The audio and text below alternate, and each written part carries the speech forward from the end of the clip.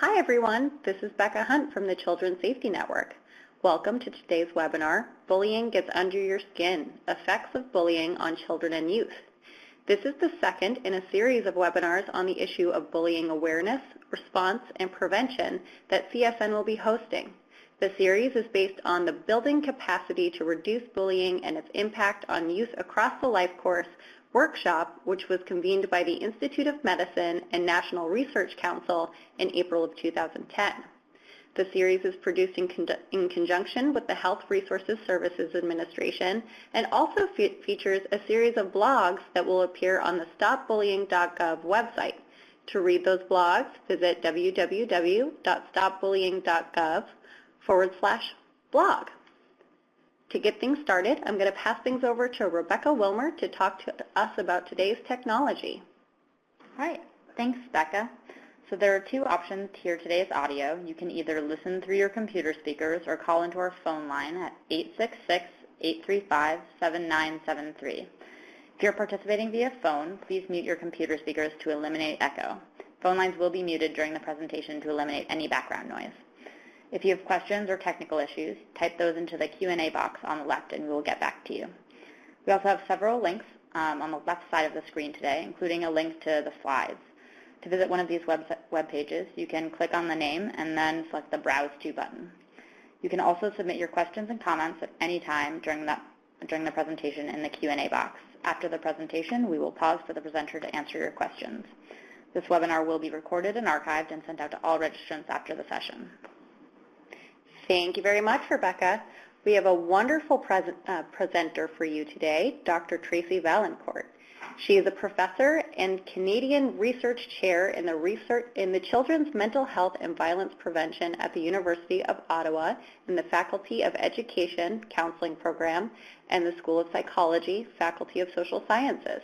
She is also an elected member of the College of the Royal Society of Canada and on the executive team of the Promoting Relationships and Eliminating Violence Network, PrevNet. Dr. Vaillancourt her research examines the links between aggression and children's mental health functioning, with a particular focus on the neurobiology of peer victimization. Her research is currently funded by the Canadian Institute of Health and Research. With that, I'll pass it over to Tracy. Welcome. Thanks.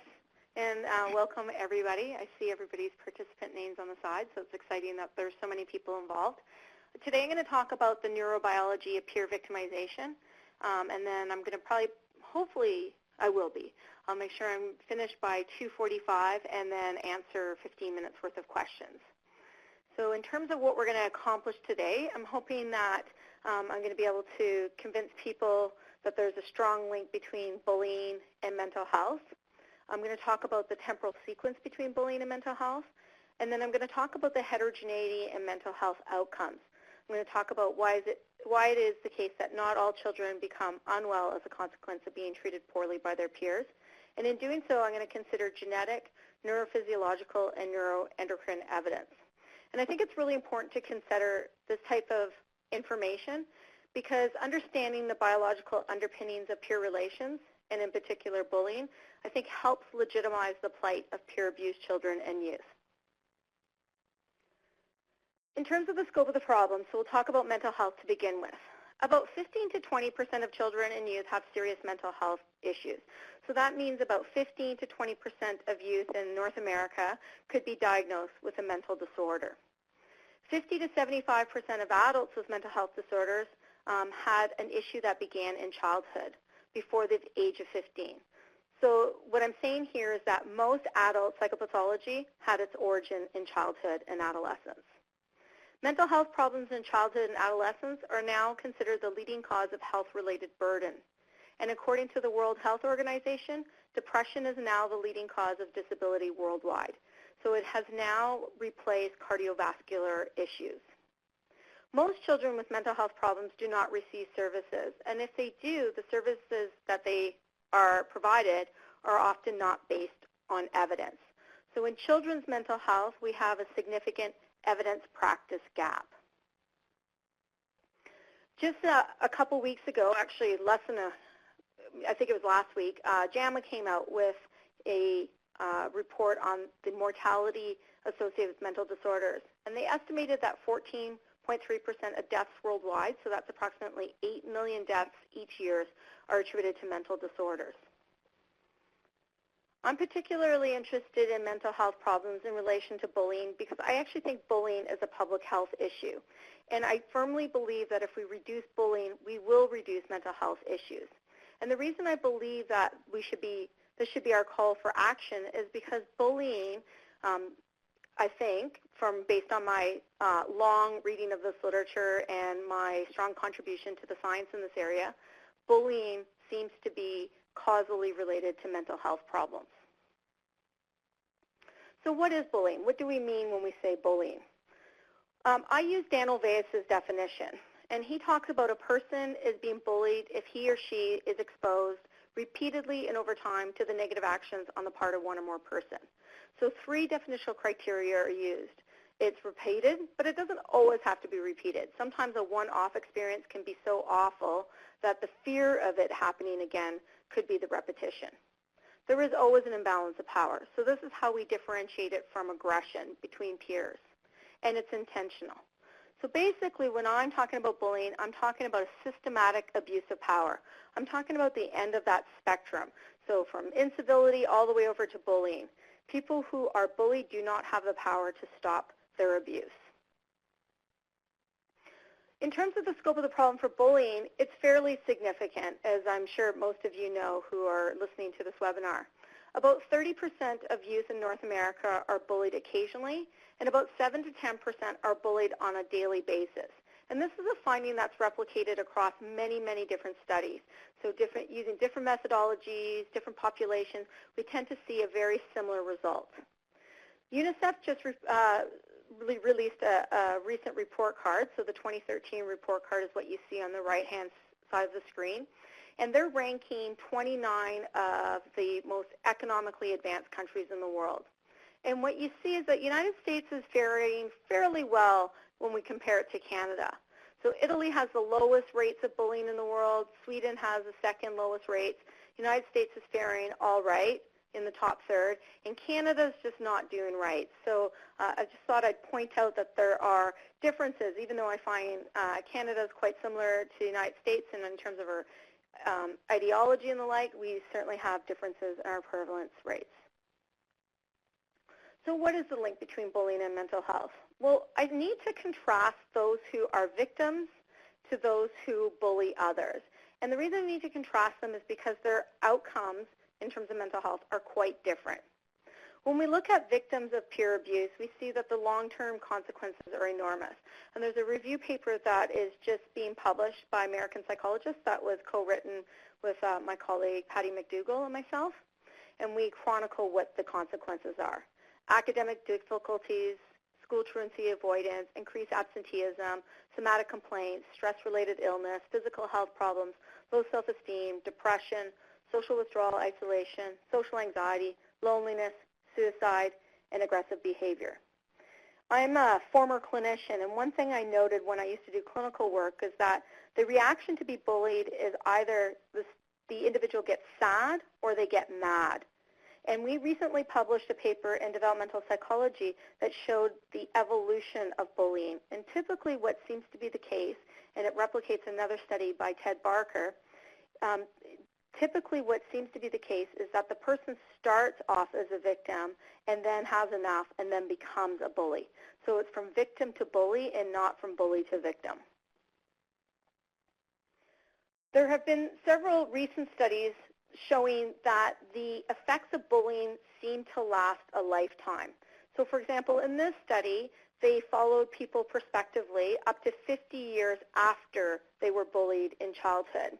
And what they found were that the effects of being victimized in childhood were similar to those of being placed in public or substitute care, or being indexed by multiple childhood adversities, such as extreme poverty and the like. So what they're saying in this study is that the experience of being bullied in childhood is very similar in terms of health outcomes, mental health outcomes, as being placed in foster care or experiencing multiple childhood adversities. So what is the temporal sequence? Well, when I used to do clinical work, because almost every child that I saw that came through our tertiary care system in psychiatry was being bullied, I always assumed that the temporal sequence was that the peer group picked up on poor mental health issues, they bullied the individuals because of their poor mental health, and it just made their mental health issues even more pronounced. So I was thinking it was a second bullet, from poor mental health to being bullied to poor mental health. But the research literature seems to suggest that that's not the case, that most kids attend school healthy and willing and ready to learn, and that their health trajectory, their mental health trajectory, gets derailed as a consequence of being treated poorly by their peers.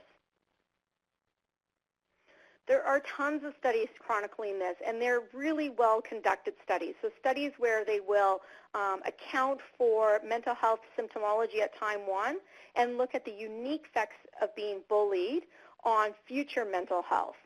So here's just a few studies that show this pattern, and what they're suggesting is that peer victimization, so being bullied by your peers, is indeed linked to more anxiety and depression in ensuing years. There's also a meta-analysis that shows this. So meta-analysis is a collection of studies where you can get a statistic, a summary statistic that tells you whether or not there's an effect. And in this meta-analysis, the authors, Tofty, Farrington et al., asked, do victims of school bullies tend to become depressed in later life? So following people forward up to 36 years later, they found the answer to that question was yes, that bullying in childhood is linked to depression in future years.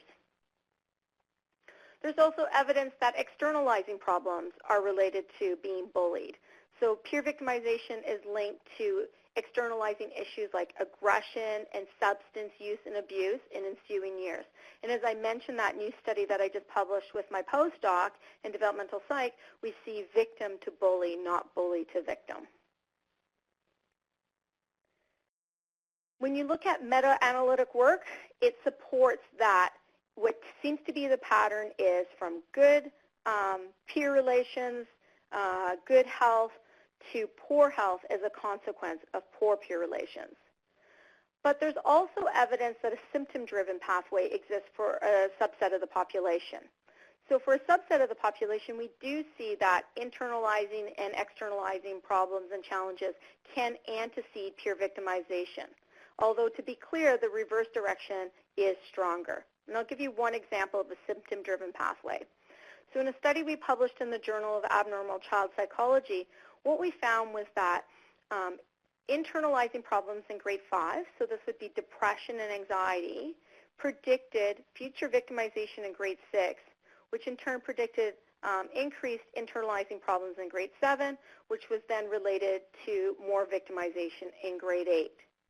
So you see this vicious cycle where you have mental health difficulties leading to more abuse, which then exacerbates the mental health issues, which then leads to more abuse. Now, again, to be clear, this is a symptom-driven pathway, but most of the studies are showing the opposite pattern, that kids start off well and become unwell as a consequence of being treated poorly by their peers. Now, in terms of academic functioning, our knowledge is more limited and our associations are less straightforward. But I think it's actually because we need a bit more space in our analyses. So oftentimes what we find are the pathways are indirect if they are indeed found. There's absolutely longitudinal studies showing that victimization is related to poor academic achievement and school avoidance over time. But what seems to be the case is that it takes a little bit of time to unfold. So a common pattern you will see is that kids are victimized in, let's say, grade 5. They stop attending school in grade 6, so they're more truant, and in grade 7, their grades slip. But if you're just looking at one-to-one association, cross-sectional effects, you're not going to find the association between academic achievement and peer victimization. You need a couple of years in order to find it, and what it seems to be the case is that it's mediated through school attendance. Okay, so the profile of children who are bullied, so the victims of peer abuse, are not that great. I think I've demonstrated that study after study show that children become unwell as a consequence of being treated poorly by their peers. But what about their abusers? It seems to be the case that we have a common perception or misperception that children who bully others also don't fare well. If you look at this study that was published in 2001, it's a Finnish study. They look at bullying and psychiatric diagnoses. And you see the different categories. You have children who bully in blue, bully victims in red. So bully victims are children who occupy both positions. So they bully others and they are victimized. Victims are in green, and controls, so those are children who are not involved in bullying, are in purple. So just to note this point, that across almost all studies, bully victims seem to fare the worst. So they even fare worse than victims. In this study, though, it gives the impression that bullies are not faring well either. You see that they're higher on ADHD and conduct problems and oppositional defiance disorder. The problem with this, though, is that these are psychiatric diagnoses. So this is the end of that spectrum on mental health issues. And there's certainly some evidence that there's a subset of the population of children who bully others who aren't faring well. But it doesn't fit with our recent knowledge about high-status bullies. And I'll get to that in 1 second. A recent study by Dieter Wohlke looked at the impact of bullying in childhood on adult health, wealth, crime, and social outcomes. And what they found before they controlled for anything, such as family hardship and child psychiatric disorders, which are known to be associated with aggression and bullying, what they found was that, indeed, bullies seemed to not be faring well. They weren't faring well, and neither were victims or bully victims. However, when they did control for things that we know to be related to bullying behavior, like I said, family hardship and childhood psychiatric disorders, what they found was the ones that were most at risk for poor health, wealth, and social relationship problems in adulthood were victims and bully victims. And bullies were not at risk for any of these variables. So how can we reconcile this, where it seems like the adult outcomes of experiencing bullying are terrible, but being a bully in childhood seems to not have any consequence in adulthood, or less of a consequence? When I was a Ph.D. student, I was really interested in popular bullies, and the stereotype of bullies in the mid-2000s, actually, sorry, I'm getting my dates wrong, in the mid-90s was that students who bullied others were marginalized. So if you think of a stereotype bully, I would think of Nelson from The Simpsons. So he's fairly impaired, he has poor emotional self-regulation, he's impulsive, he's marginalized, and he seems to wreak havoc on everybody. But that profile did not fit with my stereotype or my perception of who bullied others. In my high school, the most popular students in the school were the ones who bullied the most. So I went about to look at this longitudinally in a really large cohort of students in grades 6 to 10. So there were about 600 students.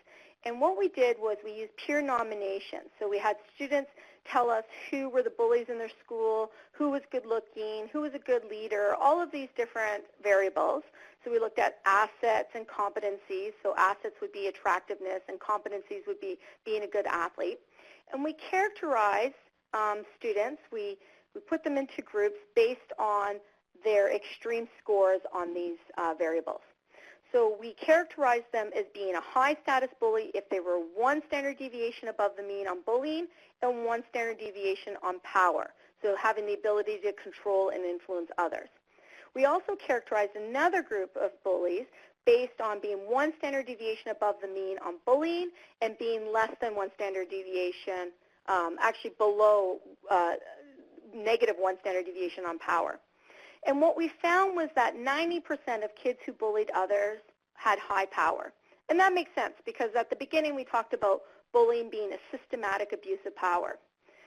So we have a group so most children who bullied others in this study had high power. And then a minority had low power. But what you see is that they're quite different. So the high-powered bullies were high on physical aggression, high on relational aggression, and they were the most popular kids in the school. So the metric on the side, on that y-axis, are standard scores. So they're over 1 standard deviation above the mean on popularity. They're also controversial. So they're liked most, and they're also liked least. But they're also perceived by their peers as being cute, so attractive individuals who are wealthier, better athletes. And look at the leadership score. It's again close to 1 standard deviation above the mean. So in this study, we were the first to demonstrate the high-status bullies have a lot of assets and competencies. And there's a minority of students who bully others who don't have these characteristics. And those are the kids that we tend to stereotype as being bullies. So when you think about a high-status bully, their need to belong is not thwarted. The need to belong is a fundamental human motivator. Everybody wants to belong, and if they don't, there's probably some developmental issue. So most people want to belong. The kids who bully others have a lot of resources. They have a lot of kids who like them, a lot of kids who hang out with them, a lot of kids who reward them. And because of that, they feel good about themselves. Now that study is one study that's been replicated around the world. So since it's been published, there are many people who have shown it. It's been shown in Finland to be true. It's been shown in the United States. Phil Rodkin published a similar study looking at high-status boys. So it's not something that's an anomaly. And it's consistent with what you see in the media. I mean, Tina Fey got it right with Mean Girls. Mean Girls is really what my dissertation was about. So when we think about divergent pathways and we think about victims and bullies, it makes sense that victims aren't faring well. Victims do have their fundamental need to belong thwarted, whereas for bullies, it is not interfered with because bullying is linked for many to high status. Okay, so we talked about the mental health outcomes of those who are bullied. We talked about how it seems to be the case that kids who bully others fare better. We talked about the temporal sequence and how it seems to be the case that for most children, they become unwell as a consequence of being bullied. Now we need to talk about heterogeneity in mental health outcomes. Why is it the case that Amanda seems to do well and she's being bullied, but Heather seems to fare poorly, and yet their experiences are very similar? So I'm particularly interested in my research looking at moderators. I'm interested in explaining why it is that some children and youth seem to be so adversely affected by bullying while others seem to cope better. Now, in terms of thinking about these divergent pathways, there have been many moderators that have been examined. So I'm going to look at a few psychosocial moderators, and then we're going to talk about the biological moderators. So the environment matters. So studies have shown that youth who come from better homes fare better when they're bullied than youth with poorer home environments. And that makes sense. So if you're being bullied at home and you're being bullied at school, chances are you're not going to be doing as well as somebody who at least has one good environment. Studies have also showed that the classroom context matters. As one example, in classrooms where victimization emerges as central, so where there's only, for example, one person who's being bullied, the negative impact of victimization on mental health outcomes is greater. And this makes sense because think about the attributions a person's making if they're the only one being bullied in their class. They're going to blame themselves. But if there are several people in their classroom who are being bullied, then they're probably going to be thinking it's not about them per se, it's about the person who's attacking them. It's about the person who's bullying them. So they'll change their attribution, and that should be related to better outcomes. Gender seems to also matter, so personal characteristics such as gender. So in one study, peer victimization at age 8 was associated with suicide attempts before the age of 25 for girls and women, but not for boys and men when controlling for conduct and depressive symptoms. In another study, internalizing problems persisted even after the bullying had stopped for girls, but not for boys. I'm particularly interested in biology. I'm particularly interested in what risk factors, so what would moderate the relationship between exposure to bullying and health outcomes, but also what would be the biological consequence of being bullied. So there are two lines of research that I'm quite interested in. One of the things I know, and I'm really strongly opposed to this term, is drama queens. I know that it's misused. My fundamental issue with it is because if you know about the neurobiology of peer victimization, it helps explain why people have different reactions to being bullied. Unfortunately, far too often people describe victims as being constitutionally weak, or suggesting, in this example, that they're drama queens, that they're exaggerating their pain, they're exaggerating their plight. And this is why I have a very strong reaction to this term, and I hope you will after I explain the neurobiology. So we'll first talk about genetic evidence. So in 2003, there was a very famous study, and it's quite controversial, less so now because meta-analyses have supported that this seems to be indeed the case. But there was a very famous study published in 2003 in Science by Caspi and colleagues. And what they did was they looked at the influence of a life stressor, in particular being exposed to child maltreatment, so this would be being abused by your caregiver. So the effects of this life stressor on depression at age 26. So what happens to individuals who are treated poorly by their caregivers in childhood on their depression rate as a function of their biology? And in particular, they looked at 5-HTT-LPR. So the 5-HTT LPR is a polymorphism of the serotonin transporter gene. And what they looked at were this polymorphism, so you can have a short allele, a short long allele, or a long allele for this particular polymorphism of this gene. So looking at this graph, what we see is that if you had a short allele and you were severely maltreated in childhood, your chances of being depressed in adulthood were over 60%. But if you had the same experience, being severely maltreated in childhood, and you had a protective 5-HTT gene, this long polymorphism, your chances of being depressed in adulthood were no greater than if you've been treated well by your caregivers. So this was a very strong relationship. Again, so this is a risk gene, this SS, the short 5-HTT. This moderated the relationship between the experience of being maltreated by your caregiver and your chances of being depressed at age 26. This has now been shown to be the case for bullied youth. So in this study, so we're going to look at the Benjamin study, these girls were relationally victimized by their peers, and they have a short gene. Their depression rates were 3 times greater than those who had the exact same experience but had a long protective gene. And this study has been replicated over and over again. Banny showed the same thing, Iyer showed the same thing, Sudgen showed the same thing, and a more recent study also showed it, looking at peer rejection, which would be a good proxy for peer victimization. It's not the only, and we call this a candidate gene, it's not the only candidate gene that's linked to poor outcome in the face of adversity. I'll give you just one more example. So people are looking at the dopamine receptor 4 gene.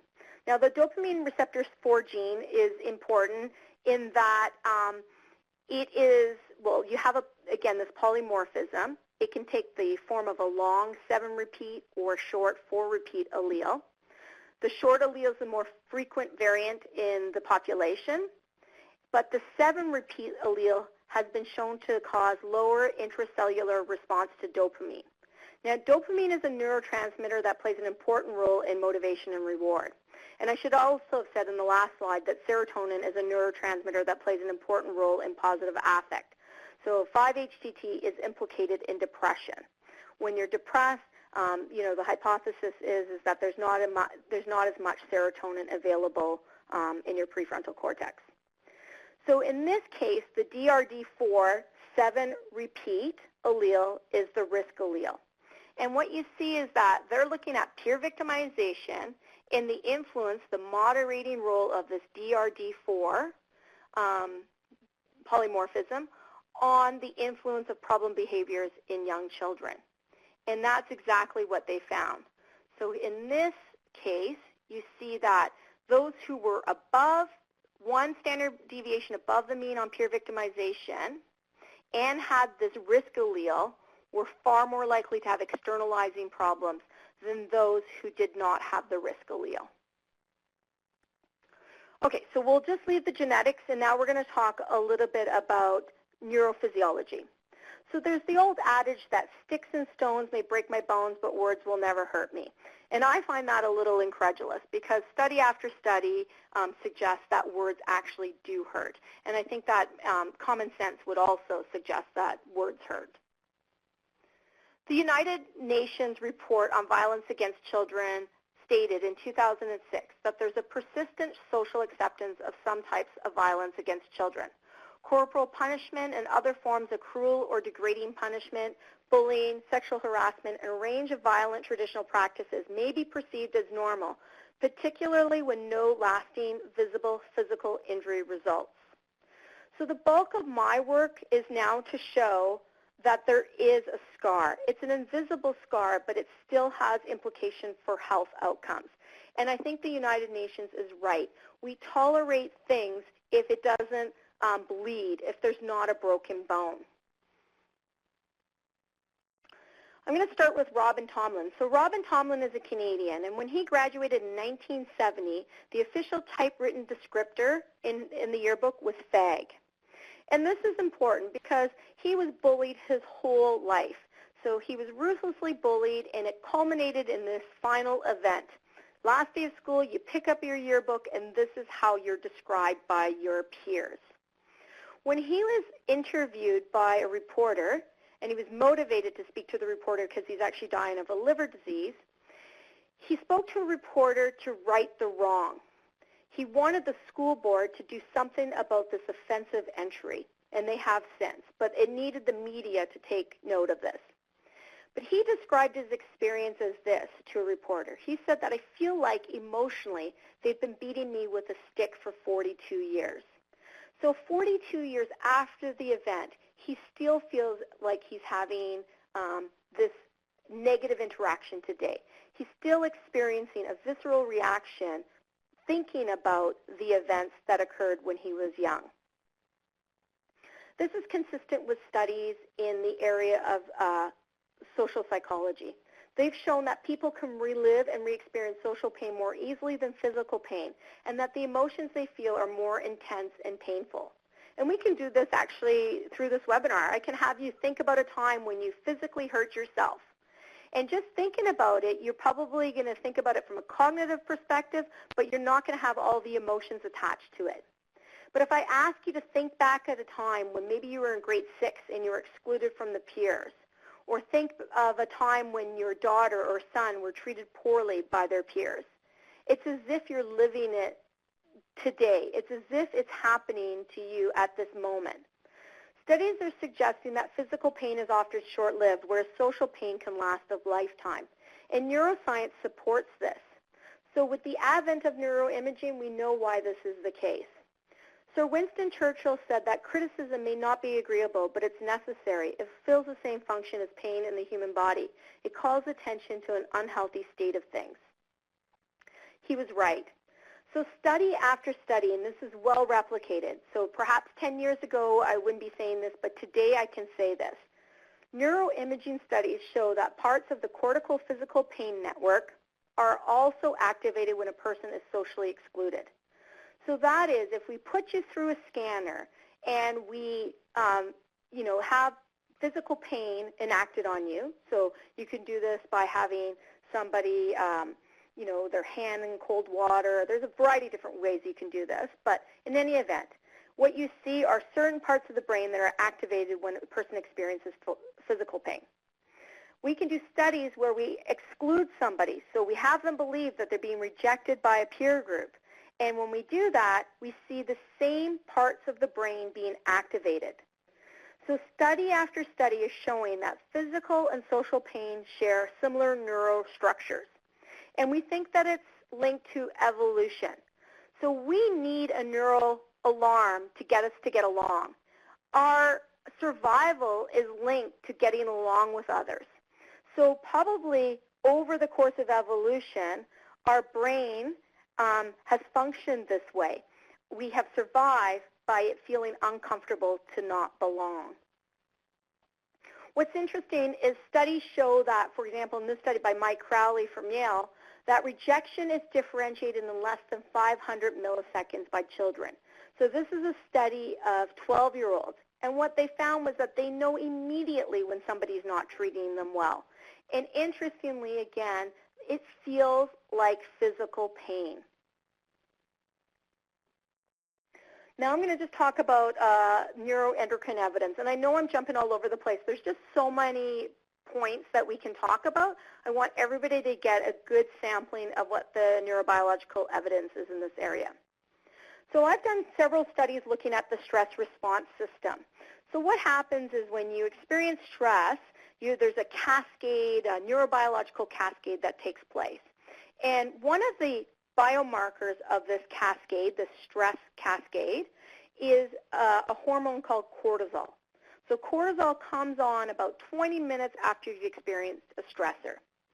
Now, everybody produces cortisol, and you produce more in the morning, and it has a diurnal rhythm, so you'll produce less at night. And if you play a sport at night, you'll have a hard time falling asleep, in large part because your cortisol levels are elevated. Studies show that high circulating cortisol is bad for your brain. If it's constantly high, it is not good for your brain because your brain has these things called glucocorticoid receptor sites. And that is what, in a sense, cortisol is attaching itself to. And if it keeps high, if it stays high, then you can cause neural cell death to these glucocorticoid receptor sites. Okay, so I'm particularly interested in cortisol. So this is the part of the cascade that I'm actually interested in, and several people are interested in looking at it. So what do the studies say about this? So there's a pathway, and this is, I think, the best way to describe it. So longitudinal studies suggest that there seems to be a causal relation between peer victimization and depression. People who are victimized become depressed in ensuing years.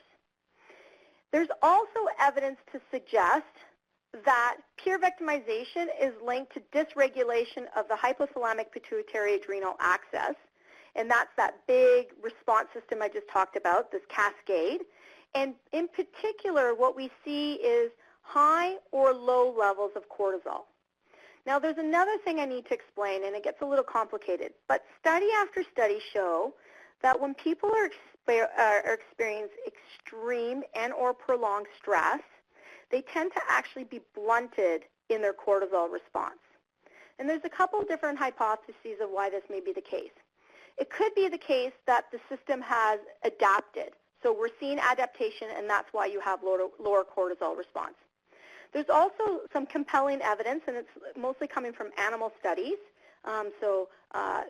primate studies and other mammalian species, showing that the effects of these extreme stressors actually damages the system to a point where it doesn't function. And that may be also why you're seeing lower cortisol. High circulating cortisol is related to disruptive neurogenesis. So it actually causes brain damage. And that's been shown again in animal study after animal study. So the thing about extreme stressors is that we know that they tend to be associated with lower cortisol. So for example, Holocaust survivors have been shown to have lower cortisol. People who have been sexually maltreated in childhood and adolescence have lower cortisol. Study after study show that low cortisol is attached to something that's extreme or prolonged. Having said that, most studies looking at bullied kids show here, this evidence here, that they have also blunted cortisol. And then the other kicker about this is a study where I looked at that end of that pathway. So if we go back here and just look at that orange, the green to orange pathway, we looked at teenagers. We followed them prospectively over time. And what we found was that there was a predictable pathway. Peer victimization did lead to depression 6 months later. Depression did lead to HPA dysregulation. So in this case, they had higher cortisol levels, but we're not studying it long term. And I think that if we had looked at these kids again when they were 18, we would find blunted cortisol. This HPA dysregulation, this high cortisol, was related to poor memories in areas of the brain that are rich in glucocorticoid receptor sites, in particular the hippocampus and the prefrontal cortex. Now, is it the case that the peer group's picking up on this HPA axis being dysregulated and then they're bullying people as a consequence? Or is the HPA axis actually changing as a consequence of these experiences? So there's this really clever study that was published in 2001 by Isabelle Ouellet-Morin, who's a colleague of mine in Quebec. And what she found, looking at discordant monozygotic twins, so these are discordant monozygotic twins who are discordant on being bullied, she found that the results of their natural experiment provided support for a causal effect for adverse childhood experiences on neuroendocrine response to stress. Basically, what they're showing is that being bullied changes your stress response system. And when that changes, your ability to cope with future stressors is reduced, and your health can be compromised. A recent study published in PNAS in 2014 looked at inflammation. So they looked at childhood bullying involvement and how that predicted systematic inflammation in adulthood. In particular, they looked at C-reactive protein, which is a marker of inflammation. And what they found was that bullied individuals had higher markers of inflammation than those who bullied others, which is consistent with the first part of the study, of this talk, when I talked about being a bully does not interfere with your fundamental need to belong, but being a victim certainly does. And it's also consistent with this blunted cortisol, the blunted cortisol studies that I was talking about. It may actually explain what's happening with this anti-inflammatory effect because cortisol just has that. Cortisol suppresses the inflammation. So if your cortisol is low, your inflammation will be high. Okay, the final point of evidence, I'm just going to talk quickly about telomere erosion. So telomere is the end part of your chromosome, and this is a really crude way of saying it, but I just want everybody to understand. So it's the repetitive nucleotide sequence at the end of your chromosome, and it actually promotes chromosomal stability, and it also regulates the cell's replicative lifespan. So telomere erosion is linked to normal processes like aging. So people who are older have shorter telomeres. But it's also associated to health behaviors. So for example, people who smoke and people who are obese have shorter telomeres. So it's a good biomarker in a sense of the effects of negative behavior and aging on your body. But it's also been shown to be linked to diseases like cancer, dementia, diabetes, and cardiovascular problems. Shorter telomere length is linked to psychosocial stressors, and this in turn is also linked to mortality. In this study by Chavel et al., they looked at telomere erosion among children who were exposed to violence, including being bullied, from the ages of 5 to 10. And what they found was that children who had been bullied and other negative violent experiences had shorter telomere lengths from the ages of 5 to 10. This can be a health risk for future. Epigenetic mechanisms is now a really hot area of study. And basically what they're looking at is DNA methylation. So DNA methylation is an epigenetic mechanism. So the gene does not change, but the expression, the activity of the gene can change. So your experiences with the stress of being bullied or the stress of living in poverty or the like can activate or silence a gene. And it can result in a development of a phenotype that's time-dependent and not determined by your DNA sequence at the locus. So basically what it means is that the experiences of childhood that are adverse can get under the skin. It can turn on a gene or it can turn off a gene. And it helps explain things like why identical twin sisters, one develops breast cancer and the other doesn't. It's, we're starting to think about epigenetic mechanisms. Epigenetic alterations are believed to function as a biological mechanism in which the environment signals are translated into organismal molecular events. So basically, again, what it's suggesting is that it gets under the skin. So recent studies have shown that childhood adversity is linked to these changes in DNA methylation, and this has an effect on how you respond to stress in later life. In this study, again, by Ouellet-Morin, they looked at bullied kids again. So they're looking at bullied twins, and what they found was that higher DNA methylation of the serotonin transporter gene, so this is the one that we talked about with respect to Cas-B, there was higher DNA methylation between the ages of 5 and 10 for the person who was bullied, but not for the one who was not bullied. And this change in DNA methylation was associated with blunted cortisol response to stress. So we're coming back to low cortisol. We're trying to explain this mechanism. But all this to say, though, it is affecting a person's health. Okay, so what does this all mean? I have 1 minute to wrap this up. I believe in my heart of hearts, and I believe this based on my knowledge of this area, that the experience of being bullied by peers likely becomes biologically embedded in the physiology of the developing person. I do think it changes the way a person responds to future stresses. I do think it changes the way their genes are activated or silenced. I also think that these invisible scars change a person's capacity to deal with subsequent stressors, and this profoundly modifies their health and learning trajectory. So it does not surprise me that kids become depressed as a consequence of being bullied. And it does not surprise me that those effects last 50 years after the fact. So today we don't know if the biological scars can be reversed. It seems prudent to fight the root cause of bullying directly then. So I don't know if we can reverse this. And if we can't reverse it, we're putting people at health risk for the future, for today, but also for the future. And in knowing that, then, we need to actually reduce bullying. And we can do this by encouraging policymakers and practitioners to prioritize the reduction of school bullying. And I think we do that by explaining that there are invisible scars attached to the experience of being treated cruelly by your peers. Thank you.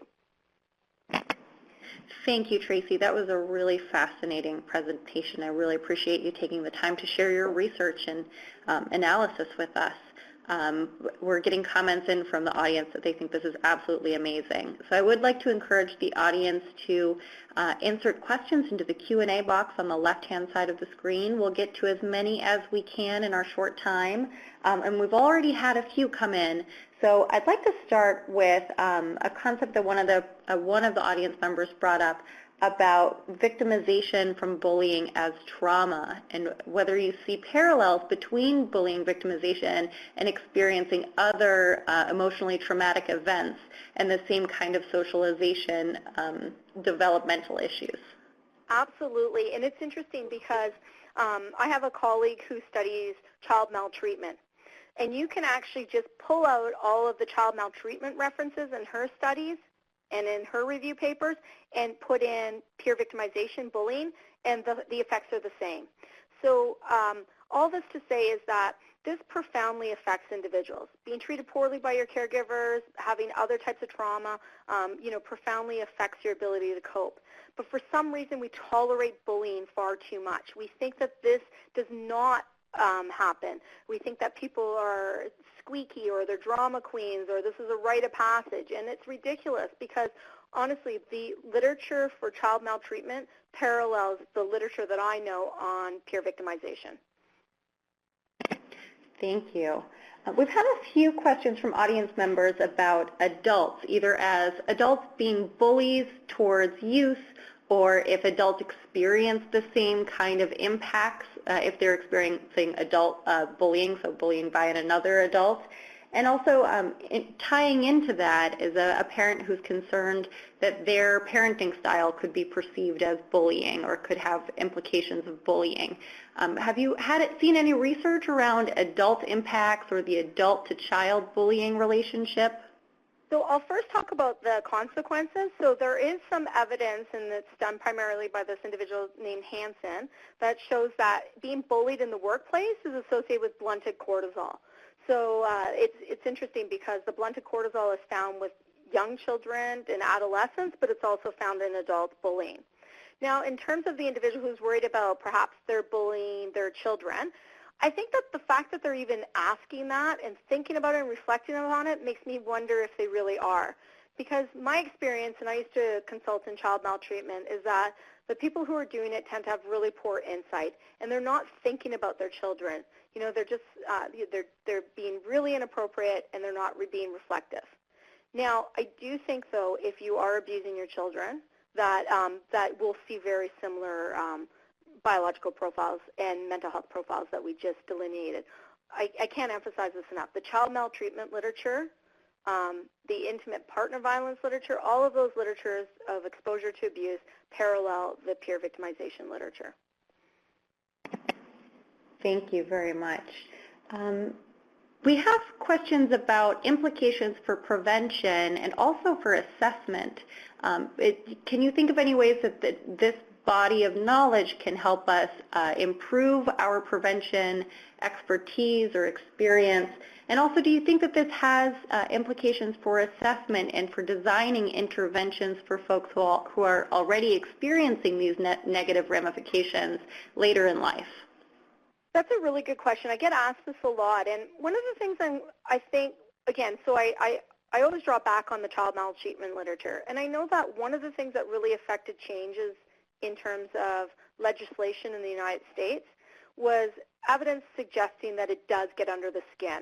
You know, showing brain scans to individuals who make laws showing that the effects of treating children poorly and neglecting them reduces their future capacity to think.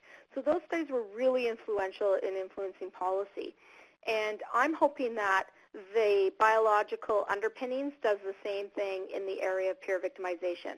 It happens so often, and people rely on their successful experiences or the successful experience of others to not do anything. They're apathetic because they can always find somebody who seems to fare well. But what they fail to recognize is that there's tremendous heterogeneity, and that heterogeneity may have to do with biological vulnerability. So I want people to understand this a little bit better. Again, why is it that Amanda has this experience and Heather has this experience? So that's kind of where I'm going towards with this.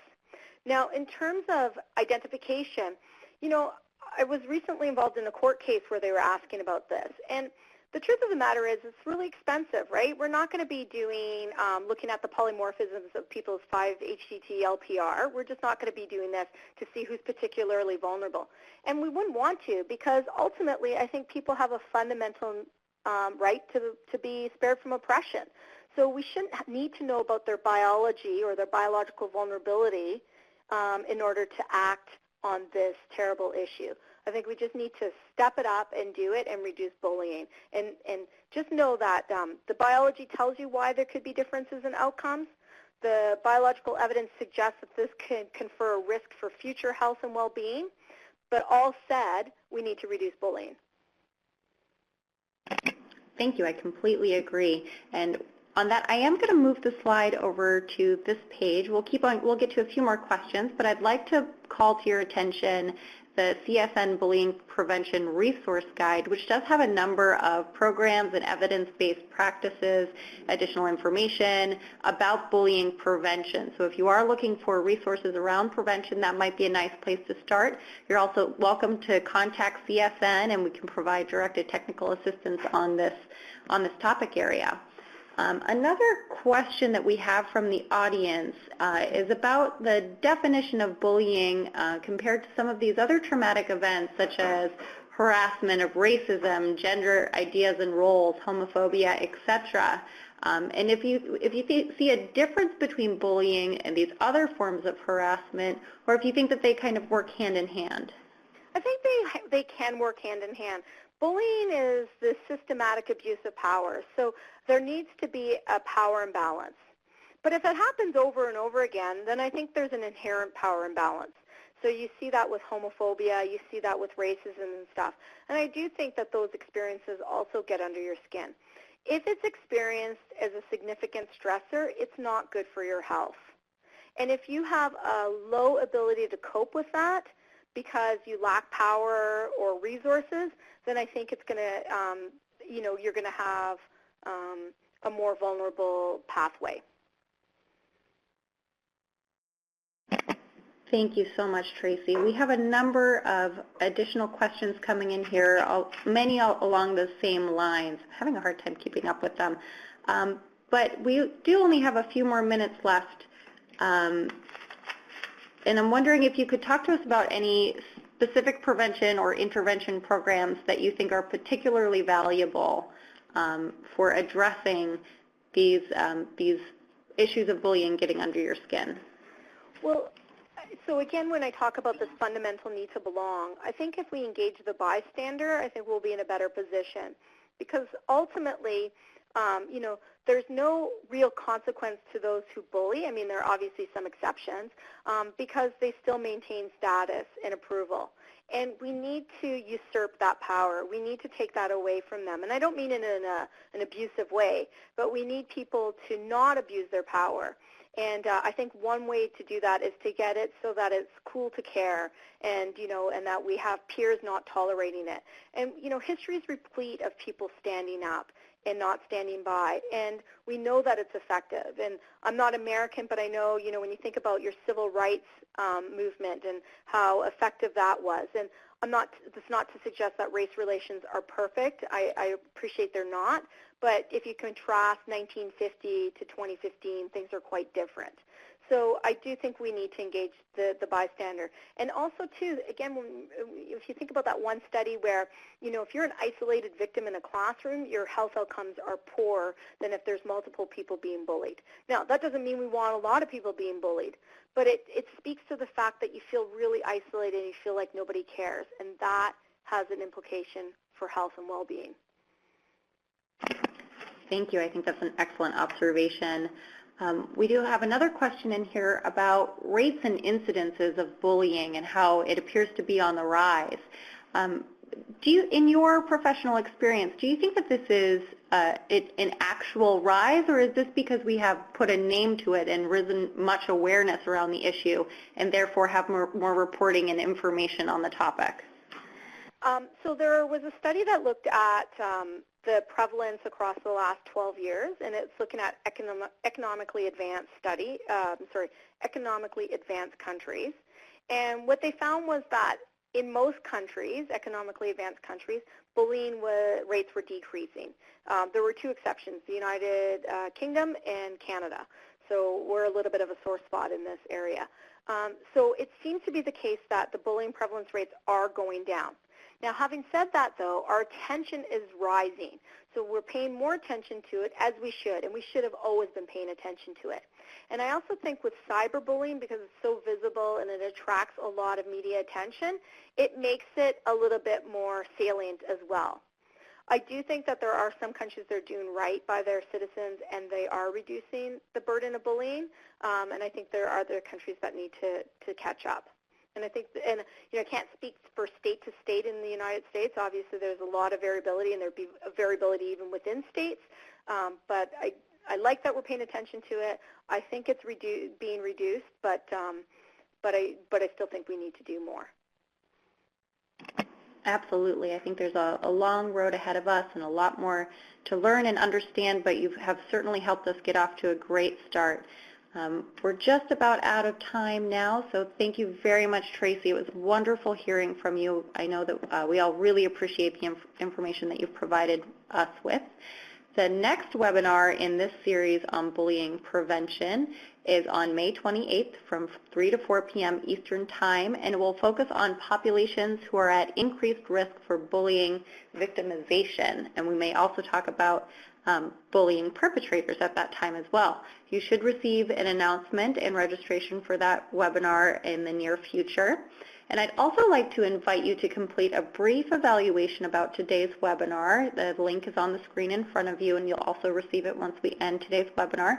This will help us continue to improve this series, make sure that we're addressing the questions and concerns that you have, and also develop any kind of technical assistance resources that we can.